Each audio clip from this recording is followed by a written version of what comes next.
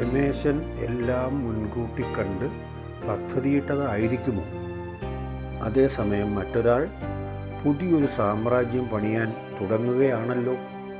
നമസ്കാരം. കൊലയാളി എന്ന നോവലിൻ്റെ 79-ാം ഭാഗത്തിലേക്ക് സ്വാഗതം. രമേശൻ പോലീസിനെ കബളിപ്പിച്ച് എവിടെ പോയി മറഞ്ഞു കാണും? അതിലും വലിയ ചോദ്യം, ഉമ്മച്ചൻ്റെ ജീവിതം മാറ്റിമറിക്കാൻ പോകുന്ന ആ 15 ഏക്കർ ഭൂമി അയാൾ വാങ്ങുമോ? നമുക്ക് കഥാഭാഗം കേട്ടുനോക്കിയാലോ. അവൻ തന്ത്രപരമായി നമ്മളെയൊക്കെ കബളിപ്പിച്ചിരിക്കുന്നു. എത്ര ഭദ്രമായി ആസൂത്രണം ചെയ്ത പദ്ധതിയാണ്. എന്നിട്ട് പോലും അത് പരാജയപ്പെട്ടല്ലോ. അതിൽ ന്യായമായും അവർക്ക് ദുഃഖമുണ്ട്. നമ്മൾ തയ്യാറാക്കുന്ന എല്ലാ പദ്ധതികളും വിജയിക്കില്ലല്ലോ.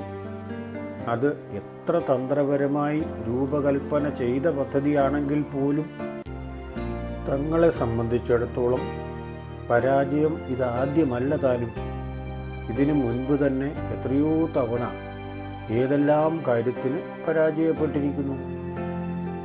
അപ്പോൾ രഞ്ജിത്താണ് പറഞ്ഞത്, നമുക്കവൻ്റെ കമ്പനിയിൽ കൂടി ഒന്ന് അന്വേഷിക്കാം. എവിടേക്കാണ് അവൻ പോയതെന്ന് എന്തെങ്കിലും സൂചന കിട്ടിയാലോ? അവൻ പോയതിനെപ്പറ്റി അവർക്ക് വല്ല വിവരവുമുണ്ടോ എന്നറിയാമല്ലോ. മഹേന്ദ്രന് തീരെ പ്രതീക്ഷയില്ലായിരുന്നു. എങ്കിലും കിട്ടിയാൽ ഒരു പിടിവള്ളി ആയല്ലോ എന്ന് വിചാരിച്ച് അവരുടെ കമ്പനിയിലും ചെന്ന് അന്വേഷിച്ചു. ജോലി സമയമായിട്ടും അവിടെ രമേശൻ വന്നിട്ടില്ല. കമ്പനിയിലെ മലയാളിയായ ഒരു ഉദ്യോഗസ്ഥനോട് ചോദിച്ചപ്പോൾ അയാൾ പറഞ്ഞതിങ്ങനെയാണ്: രമേശൻ്റെ സ്വഭാവത്തിന് ചിലപ്പോൾ ലീവ് സാങ്ഷനാക്കിയിട്ട് പോകും. അങ്ങനെയാണെങ്കിൽ കമ്പനിയിൽ അറിയും. അത് വല്ലപ്പോഴും മാത്രം. അല്ലാത്ത ചിലപ്പോൾ ലീവ് എഴുതി വച്ചിട്ട് പോകും. കമ്പനിയെ സംബന്ധിച്ചിടത്തോളം ടാർഗറ്റ് അച്ചീവ് ചെയ്യുന്നതുകൊണ്ട് അയാളുടെ ലീവിനെക്കുറിച്ച് ബോധർ ചെയ്യാറേയില്ല. ലീവ് എഴുതി വച്ചിട്ടാണോ പോയത് എന്ന് അയാളുടെ സീറ്റിൽ ഒരു പരിശോധന നടത്തിയാൽ മനസ്സിലാക്കാവുന്നതേയുള്ളൂ.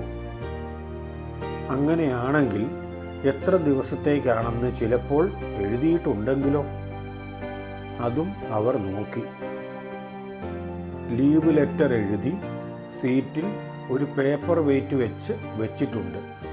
പക്ഷെ അതിൽ എത്ര ദിവസത്തേക്കാണെന്നില്ല. അതുകൊണ്ട് ആ പ്രതീക്ഷയും അസ്തമിച്ചു. അടുത്തതായി രമേശൻ്റെ സുഹൃത്തുക്കൾ ആരെങ്കിലും ഉണ്ടോ എന്ന് ആ ഉദ്യോഗസ്ഥനോട് തന്നെ ചോദിച്ചു.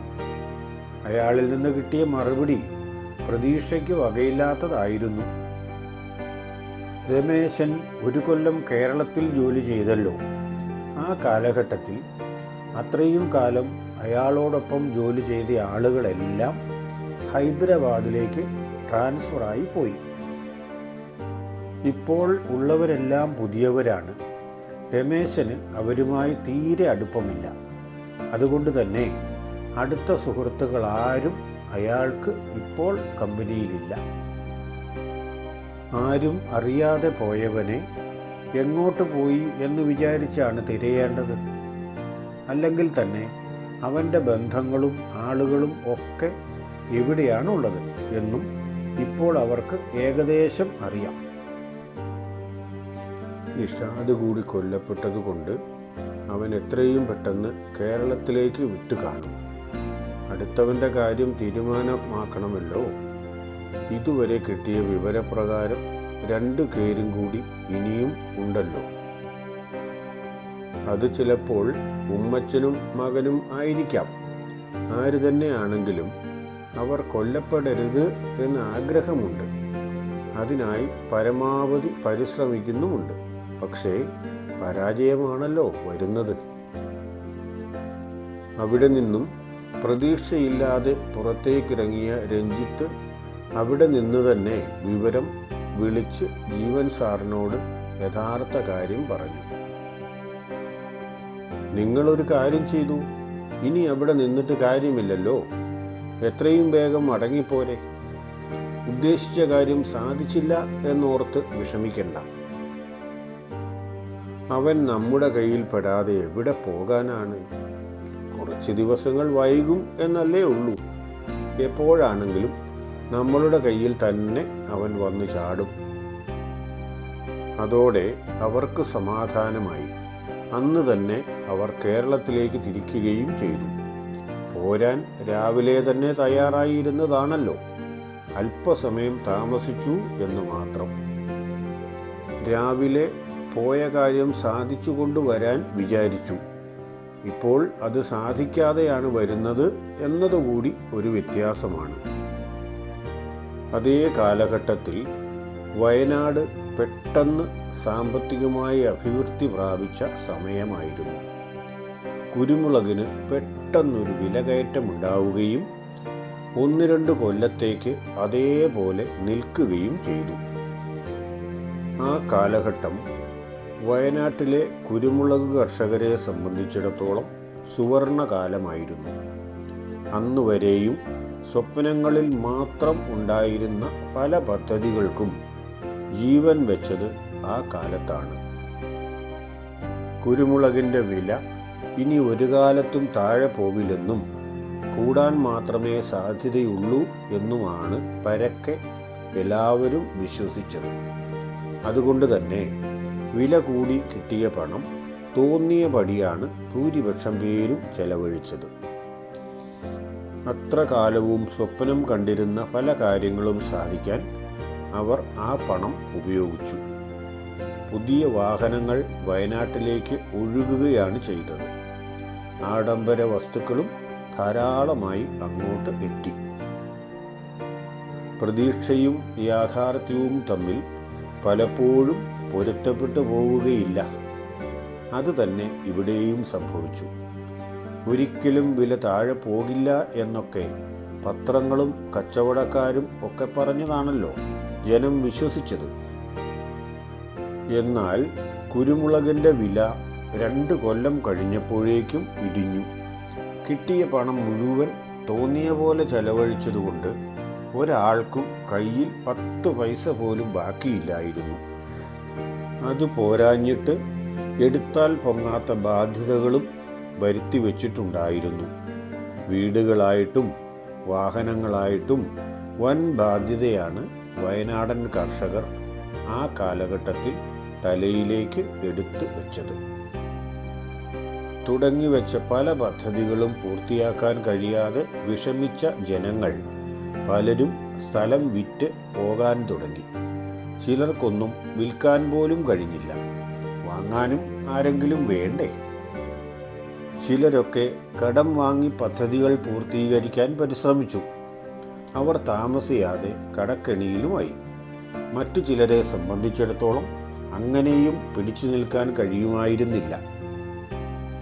കണക്കിൽപ്പെടാതെ കുറേ പണം കയ്യിലുള്ളത് എവിടെ കൊണ്ടുപോയി ചെലവഴിക്കും എന്നാലോചിച്ചുകൊണ്ടിരിക്കുകയായിരുന്നു ഉമ്മച്ചൻ. തൻ്റെ കാര്യങ്ങളിൽ ഇൻകം ടാക്സ് ഡിപ്പാർട്ട്മെൻറ്റ് ശ്രദ്ധിക്കുന്നതായി രഹസ്യമായ ഒരു വിവരവും ഉമ്മച്ചന് കിട്ടിയിട്ടുണ്ട്. അതുകൊണ്ട് തന്നെ ഇനി ചെലവ് ചെയ്യുന്ന കാര്യങ്ങളിൽ വളരെ ശ്രദ്ധിക്കണം. ചിലപ്പോൾ സോഴ്സ് കാണിക്കാൻ പറ്റാതെ വരും. അങ്ങനെ വന്നാൽ ഇതുവരെ മൂടി വച്ചിരിക്കുന്ന പലതും പുറത്തു വരും. എന്തായാലും തനിക്ക് താങ്ങാൻ പറ്റില്ല. അയാളോട് വയനാട്ടിൽ തന്നെയുള്ള അയാളുടെ ഒരു പരിചയക്കാരൻ സ്ഥലം ബ്രോക്കർ വയനാട്ടിൽ സ്ഥലം വാങ്ങുന്നതിനെക്കുറിച്ച് പറയാറുണ്ടായിരുന്നു. കുരുമുളകിന് വില കൂടി നിന്ന കാലഘട്ടത്തിൽ വാങ്ങുക എന്നാൽ നഷ്ടമാണെന്ന് ഉമ്മച്ചൻ പറഞ്ഞതുകൊണ്ട് തൽക്കാലം വേണ്ടെന്ന് വെച്ചതാണ്. ഇപ്പോൾ അവിടെ സ്ഥലം വാങ്ങാൻ പറ്റിയ സമയമാണെന്നാണ് അയാളുടെ അഭിപ്രായം. കുരുമുളക് വില ഇപ്പോൾ കുറഞ്ഞാലും ഭാവിയിൽ കൂടും. ഇപ്പോൾ മുടക്കുന്നതിൻ്റെ ഗുണം കുറച്ച് കഴിഞ്ഞു കിട്ടിയാലും ഉമ്മച്ചന് കുഴപ്പമൊന്നുമില്ലല്ലോ. അമ്പലവയൽ കൊളകപ്പാറ റൂട്ടിൽ ഒരു 15 ഏക്കർ സ്ഥലം വിൽക്കാനുണ്ട്. നല്ല കുരുമുളക് തോട്ടമാണ്. ആര് കണ്ടാലും ഒരിക്കൽ കൂടി നോക്കിയിട്ടേ കടന്നു പോവുകയുള്ളൂ. നല്ല കായ്ഫലമുള്ള കുരുമുളക് ചെടികളാണ് പറമ്പിൽ. മുഴുവനും കരിമുണ്ടയും പന്നിയൂർ വണ്ണും മാത്രം. അതിനിടയിൽ ഇടതൂർന്നു വളരുന്ന കാപ്പിച്ചെടികളുമാണ് ആ സ്ഥലത്തെ പ്രധാന ആകർഷണം. ആ സ്ഥലം ആദ്യം പോയി കണ്ടത് ഉമ്മച്ചൻ്റെ മകൻ സോണിയാണ്. അവന് ആ സ്ഥലം വല്ലാതെ ഇഷ്ടപ്പെട്ടു. അവൻ അതുമായി ബന്ധപ്പെട്ട പുതിയൊരു പദ്ധതി ആലോചിക്കുകയും ചെയ്തു. വളർന്നു വരുന്ന ടൂറിസം മേഖലയിലേക്ക് പ്രവേശിച്ചാലോ എന്ന് ആലോചിക്കുന്ന കാലഘട്ടത്തിൽ തന്നെയാണ് ഈ 15 ഏക്കർ സ്ഥലത്തിൻ്റെ കാര്യം അറിയാൻ കഴിഞ്ഞത്. അതിൽ ഇപ്പോഴുള്ള വീട് പുതുക്കി പണിയണം. റിസോർട്ട് ഒരെണ്ണം അതിന് അടുത്ത് തന്നെ പണിയുകയും ചെയ്താൽ ടൂറിസ്റ്റുകൾ ധാരാളം വരും. പിന്നെ കൃഷി വൈവിധ്യവൽക്കരിച്ചാൽ ഫാം ടൂറിസവും വളർത്തിയെടുക്കാൻ കഴിയും. അതിനും ഭാവി ഒട്ടും കുറവല്ല.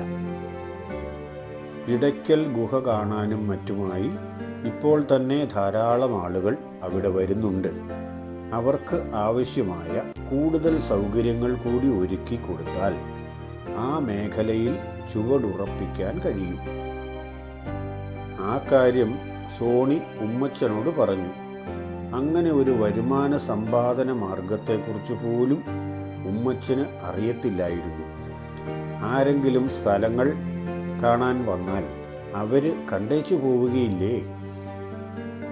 അതിൽ നിന്ന് നാട്ടുകാർക്ക് എന്തോന്നു ഗുണം കിട്ടാനാണ് എന്നതായിരുന്നു അയാളുടെ ചോദ്യം. ഉമ്മച്ചൻ്റെ മകൻ സോണിക്ക് കുറേ അധികം ബുദ്ധിമുട്ടേണ്ടി വന്നു കാര്യങ്ങൾ പറഞ്ഞ് ബോധ്യപ്പെടുത്തി കൊടുക്കാൻ. എന്നിട്ട് പോലും അയാൾക്ക് സംശയം മാറുന്നില്ല. അതുകൊണ്ട് തന്നെ പെട്ടെന്ന് അങ്ങോട്ട് സമ്മതിച്ചില്ല. ബുദ്ധിമുട്ടുകളൊന്നുമില്ലാതെ കയ്യിൽ കിട്ടിയ പണമാണെങ്കിലും അത് കയ്യിൽ നിന്ന് പോകുന്ന കാര്യം ഓർക്കുമ്പോൾ ഉമ്മച്ചന് സഹിക്കില്ല. അതുകൊണ്ട് തന്നെ അന്നേരം അയാൾ സമ്മതിച്ചില്ല.